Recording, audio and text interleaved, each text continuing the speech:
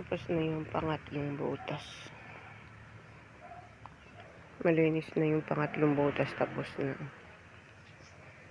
Ito yung mga batong nakuha niya dun sa mga coral.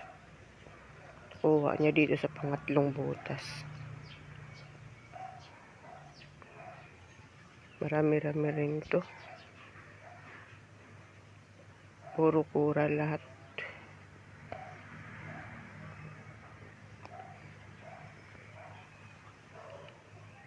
Yan. Ituro ko sa inyo yung mga butas na natapos ng asawa ko. Ito yung pangalawa. Ito yung una. Yan, unang butas yan. Tagal-tagal to matapos kasi 15 na butas ang hukayin eh. Ito yung mga lupa na nakuha sa sa unang butas.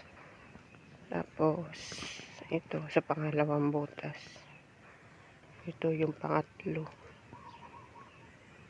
Puro bato.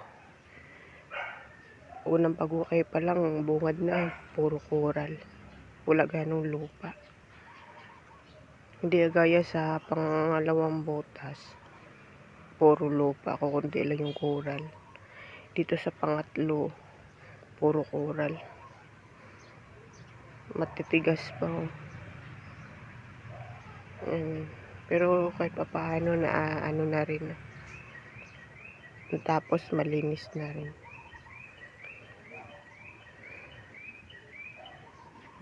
So ganyan lang guys dito, pang-apat na butas na to dito.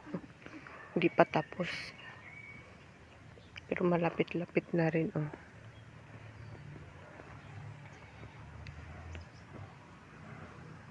Lapit na rin matapos to pang-apat. Medyo nahihirapan yung jackhammer dito dahil masulid yung coral. Ito yung mga batong nakuha sa pang-apat na butas. Yan, puro malalaki. Mas malalaki ang bato na to kaysa dun sa pangatlong butas. Yung kasi medyo durug-durug ito. Malalaki. So, ayun lang guys. Pinakita ko lang yung mga natapos na hukay. Ayun lang. Hanggang sa sunod naman ulit. Yun lang guys. Salamat.